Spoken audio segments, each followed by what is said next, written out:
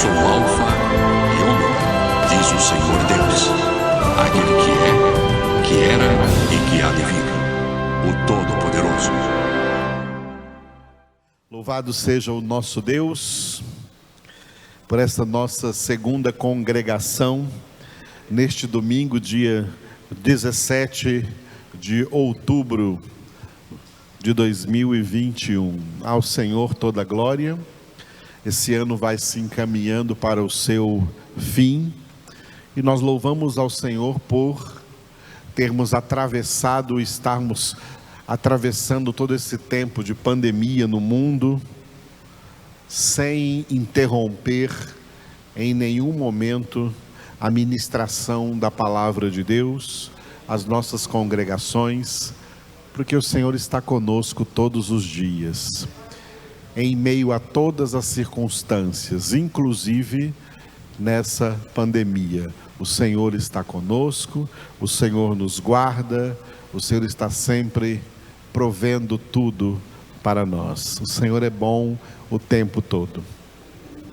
Na primeira parte da nossa congregação, dessa nossa segunda congregação de hoje, nós vamos iniciar aqui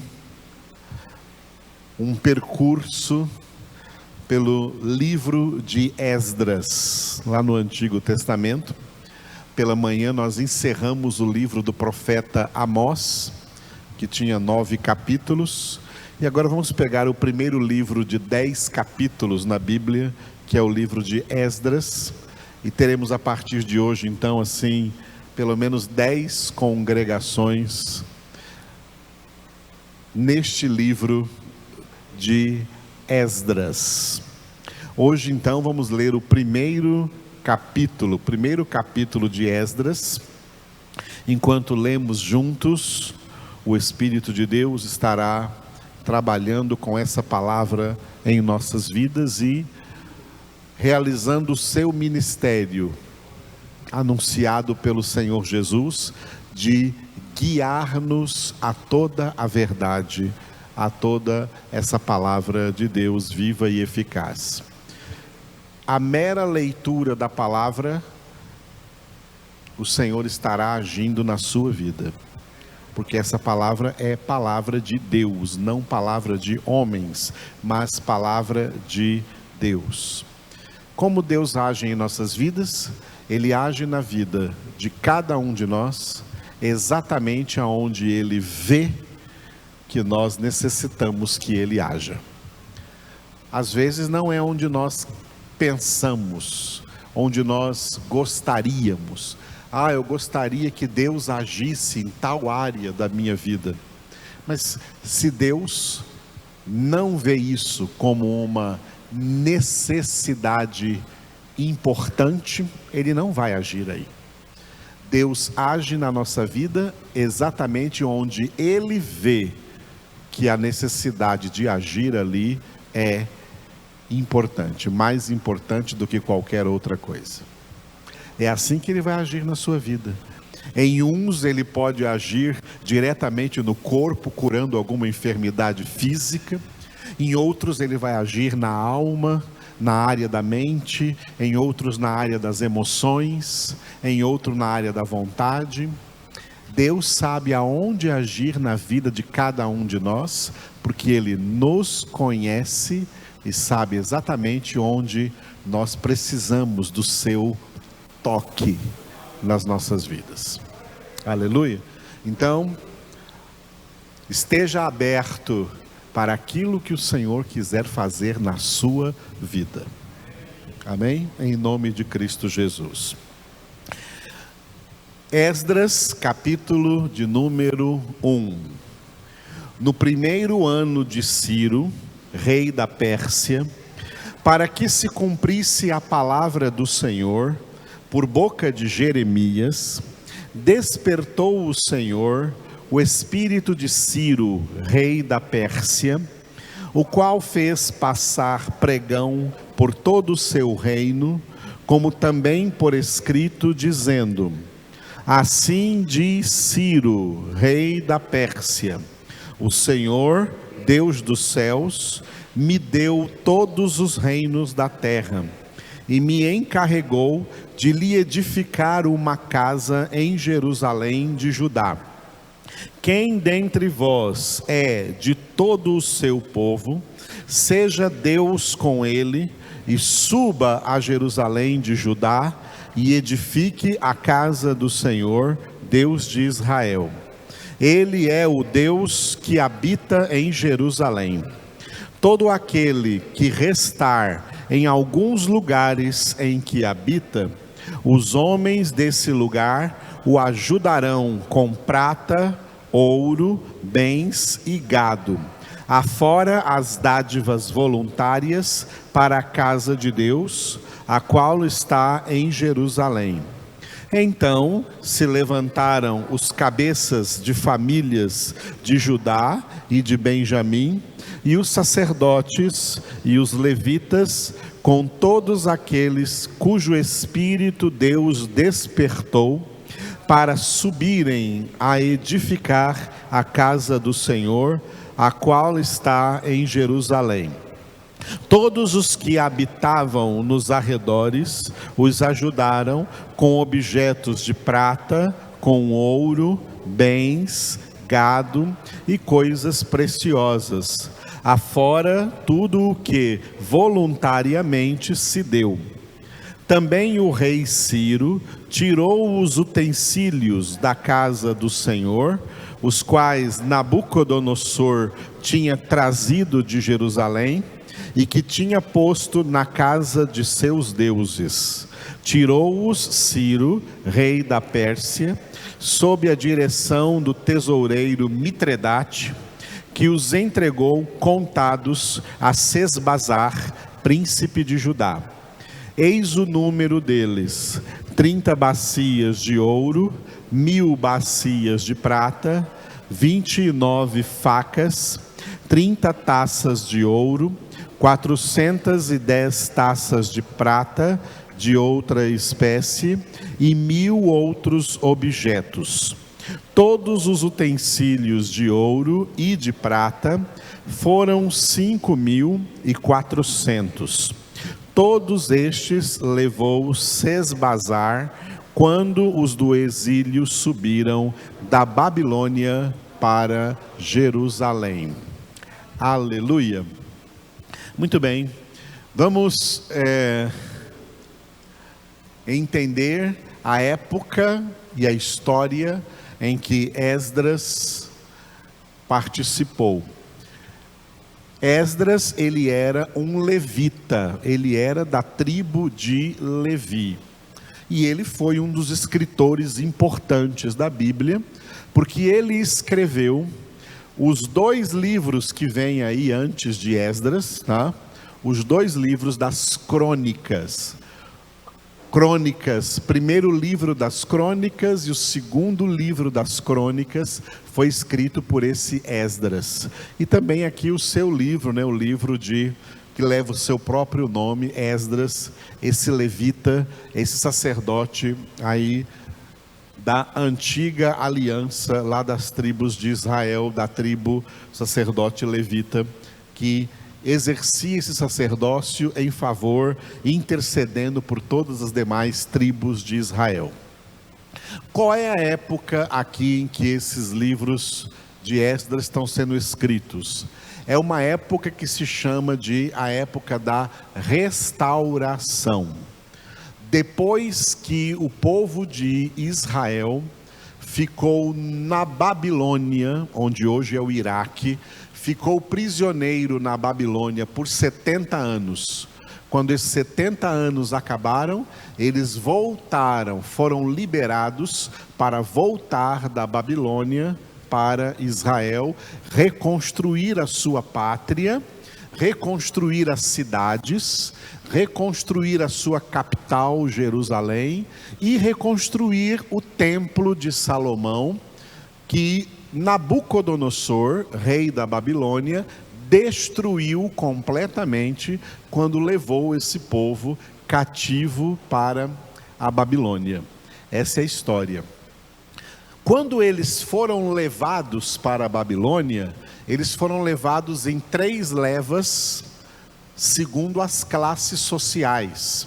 Nabucodonosor levou primeiro a classe alta, a nata da sociedade de Israel, os mais ricos, as pessoas mais ricas. Para quê? Para fazerem parte da corte de Nabucodonosor lá na Babilônia.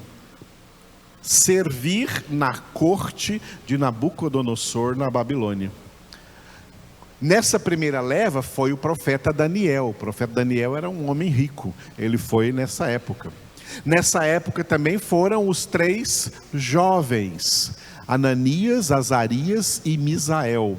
Aqueles 3 jovens que foram lançados na fornalha. Quando eles chegaram na Babilônia, todos eles tiveram seus nomes, que eram nomes hebraicos, substituídos por nomes babilônicos. Para Daniel deram o nome de Beltesazar, e para os 3 jovens deram o nome de Sadraque, Mesaque e Abednego. Nomes babilônicos, enquanto eles estavam na Babilônia. E eles então serviam na corte de Nabucodonosor. Eram pessoas que tinham contato com o rei da Babilônia, que na época era o Nabucodonosor. Depois de levar toda a classe alta, então Nabucodonosor mandou levar a classe média. A classe média, ela era formada de comerciantes, de profissionais liberais e de agropecuaristas. Para quê? Para trabalhar na Babilônia. Os comerciantes deviam abrir o seu negócio, foram liberados para abrir o seu comércio lá na Babilônia.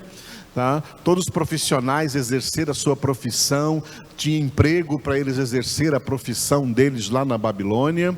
Os agropecuaristas ganharam terras para cuidar do gado lá na Babilônia, tá? Dos babilônicos, e assim e também as plantações.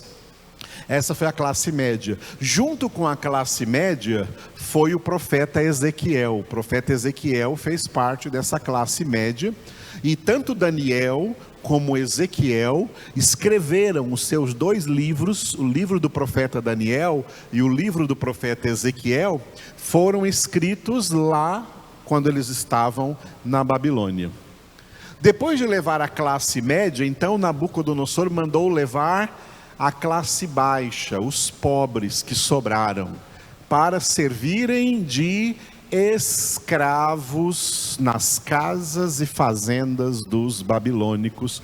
Os pobres foram entregues aos babilônicos como escravos deles, para trabalhar lá nessa escravidão. Entre eles deveria ter ido o profeta Jeremias, mas Deus não permitiu que Jeremias fosse.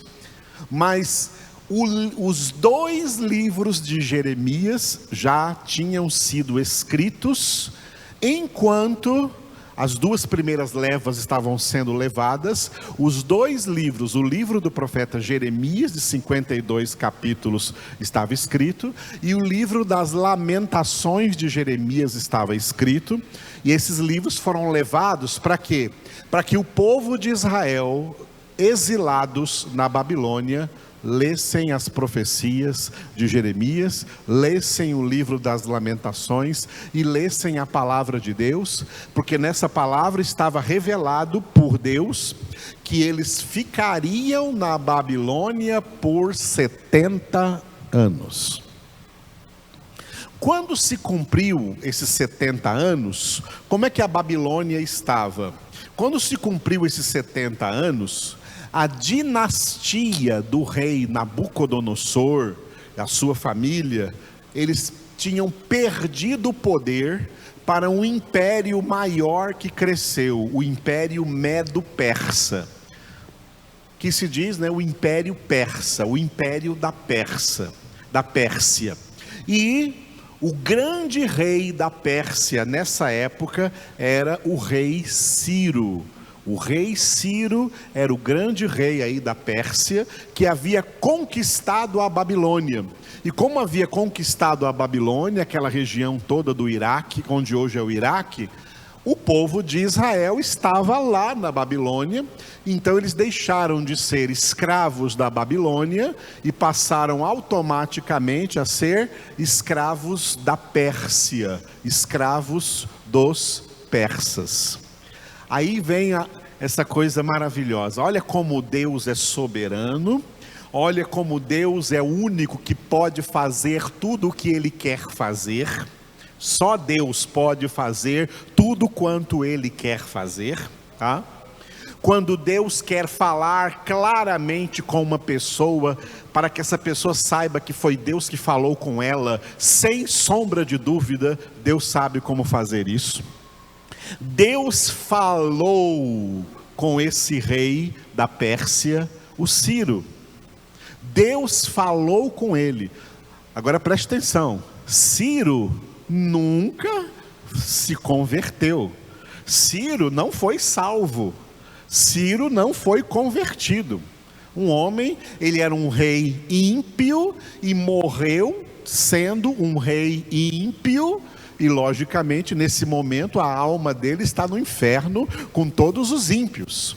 Mas em vida, ele sendo rei da Pérsia, ele teve revelação de Deus, e mesmo sendo ímpio, mesmo sendo ateu, ele não teve dúvida que esse Deus verdadeiro falou com ele, e ele reconheceu uma coisa muito importante que nós lemos aqui, ó. Ele disse assim, no versículo de número 2: assim diz Ciro, rei da Pérsia: o Senhor, Deus dos céus, me deu todos os reinos da terra. Olha só, primeira coisa que Ciro reconhece, que ele é o rei da Pérsia, e que o crescimento naquela época do Império Persa, dominando outras nações, inclusive a Babilônia, foi concedido a ele por Deus. Por isso Daniel lá na Babilônia já tinha escrito, né? O escrito de Daniel é antes de Esdras. Apesar de Daniel estar lá depois de Esdras, Daniel escreveu bem antes de Esdras. E Daniel já escreveu lá em Daniel 2:21, que Deus é quem levanta reis e Deus é quem derruba reis. E Ciro, na sua experiência com Deus, ele entendeu que Deus tinha dado a ele esse poder de, naquela época, levantar o império da Pérsia sobre outras nações da terra. E esse mesmo Deus, ele disse, me encarregou de lhe edificar uma casa em Jerusalém.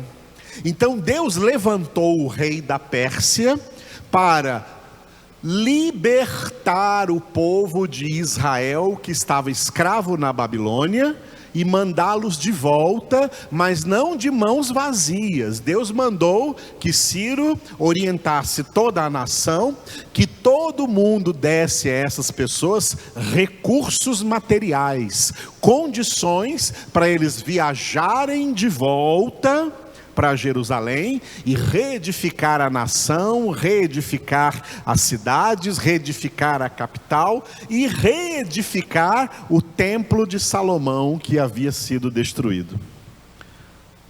E depois de tudo isso, Ciro nunca foi convertido a Deus. Sabe por quê? Porque Deus fala com quem Ele quiser falar. Deus fala com quem Ele quiser falar, até mesmo com pessoas que não serão convertidas.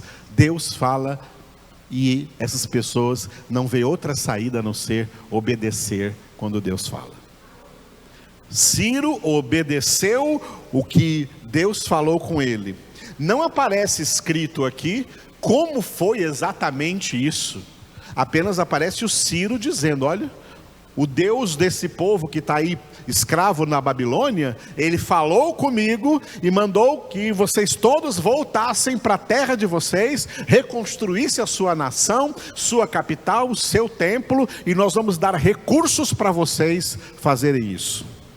E aí o povo começou a voltar da Babilônia para Jerusalém. Esse foi essa época que o povo de Israel voltou da Babilônia para Jerusalém, foi o último avivamento da antiga aliança, o último avivamento de Israel. E assim como eles foram levados em 3 levas, segundo a classe, na volta, eles voltaram para a Babilônia também em 3 levas, em 3 grupos, mas não mais agora respeitando classe, mas alguma conveniência que havia lá entre eles. Nem todos voltaram. Muitos comerciantes que se deram bem na Babilônia, prosperaram na Babilônia, não quiseram voltar. Eles ficaram lá na Babilônia mesmo, porque o comércio deles lá deu certo. Então esse negócio de voltar e servir o Deus de Israel de novo, para eles o Deus deles, eles não queriam mais. Ficaram lá na Babilônia mesmo, tá? Ficaram lá porque lá o comércio deles deu certo, o trabalho deles deu certo, lá eles ficaram lá mesmo. Mas os que voltaram em 3 grupos, em 3 levas. O primeiro grupo foi o grupo de Zorobabel. Quem era Zorobabel? Zorobabel era um dos descendentes de Judá, e Jesus vem da genealogia de Judá, e Zorobabel era um homem aí que fazia parte dessa genealogia. O primeiro grupo voltou com o Zorobabel. E o objetivo desse primeiro grupo que voltou com Zorobabel era reconstruir o templo. A primeira coisa que eles iam fazer era reconstruir o templo. Por quê? Porque tudo o que diz respeito a Deus tem que estar em primeiro lugar na nossa vida. Então Deus falou para eles: olha, vocês não vão construir primeiro as casas de vocês, nem as cidades de vocês, primeiro vocês vão reconstruir a minha casa. Representando aqui a restauração, devia ser em primeiro lugar uma restauração espiritual. Por isso que esse segundo templo que foi construído, no lugar onde tinha sido destruído o templo de Salomão, passou a ser conhecido como templo de Zorobabel. Foi a segunda casa, o segundo templo. Depois que essa turma para construir o templo voltou, aí veio a segunda turma. A segunda turma veio liderada pelo Esdras, o autor desse livro aqui. Esdras liderou a segunda turma. E o objetivo de Esdras era pregar a Torá, pregar a palavra de Deus para todos os que voltaram da Babilônia. E dizer para eles: olha, nós fomos levados para a Babilônia porque desobedecemos a palavra de Deus. E agora eu vou pregar para vocês a palavra de Deus, para que vocês não desobedeçam, porque se desobedecerem, coisas piores acontecerão. Deus não tolera desobediência. Deus não tolera rebeldia. Deus pune rebeldes e Deus pune desobedientes. O céu é para obedientes, e acabou, e ponto final. A palavra de Deus não é para ser questionada, a palavra de Deus é para ser obedecida. E foi isso que Esdras pregou quando o povo voltou da Babilônia. Aí veio o terceiro grupo. O terceiro grupo veio com Neemias. É um dos livros que faz parte aqui, né? Esdras, depois de Esdras tem Neemias, depois de Neemias tem Esther, tá? Esses 3 livros, Esdras, Neemias e Esther, são todos dessa mesma época em que o povo está voltando da Babilônia para Jerusalém. Neemias voltou com um grupo, e quando ele chegou em Jerusalém, a tarefa dele foi reconstruir os muros, as muralhas da cidade de Jerusalém. Naquela época, as cidades eram fechadas, não eram abertas como hoje. As cidades eram fechadas. Não era como hoje, que tinha um trevo, e do trevo de carro todo mundo entra na cidade. Não, as cidades eram amuralhadas, E só entravam aí pessoas que provavam ser cidadãos aí que moravam nessa cidade, ou que estavam visitando alguém ali, ou que ia fazer algum negócio naquela cidade. Então, muralhas grandes, protegidas por atalaias, que eram seguranças armados, para não deixar ninguém estranho entrar na cidade. Assim eram as cidades naquela época.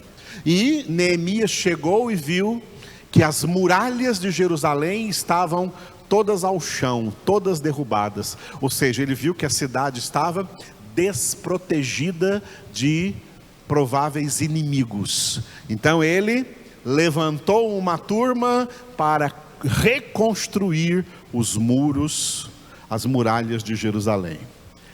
Essa história é muito bonita, né? Gostoso de estudar essa história, como eu amo estudar essa história, meditar sobre isso. E tudo isso traz para nós grandes ensinamentos. O primeiro deles é esse, e talvez mais importante deles é esse: Deus é soberano sobre toda a história. Deus é soberano não somente sobre toda a história geral da humanidade, mas Deus também é soberano sobre cada história particular de cada um de nós. Por isso que até cada fio de cabelo da nossa cabeça está contado. E não só dos seres humanos, mas de toda a criação. E por isso Jesus disse: olha, vosso Pai Celestial conhece todos os pássaros que sobrevoam os céus, e nenhum deles cai por terra sem a permissão do vosso Pai Celestial. Deus é soberano sobre toda a história. Quando pessoas ficam nervosas, ansiosas, preocupadas, ai meu Deus, o que será de nós? O que está acontecendo com essa história? O que está acontecendo com as pessoas? Essa não deve ser a postura dos filhos de Deus. A postura dos filhos de Deus deve ser essa: em meio a todas essas circunstâncias e acontecimentos, eu estou muito tranquilo, porque o meu Pai está no controle. O meu Pai está no controle. O meu Pai tem o controle soberano de tudo, de exatamente tudo e exatamente todos. Essa é a maravilhosa doutrina bíblica da soberania de Deus. Ele move os corações da forma como Ele quer mover, em prol do cumprimento de todos os seus propósitos, e assim as coisas acontecem. Nosso Deus é soberano. Por isso, é na tranquilidade, é na calma, é na conversão, é na santificação que nós devemos permanecer. Não precisa ficar agitados, não precisa ficar ansiosos. A palavra diz: não andeis ansiosos por coisa alguma. E Jesus disse: vinde a mim e achareis descanso. Aprenda a descansar no Senhor. Sobre o que você deve vigiar na sua obediência à palavra de Deus, porque Deus não tolera desobedientes. Deus quer formar filhos e filhas obedientes à sua palavra.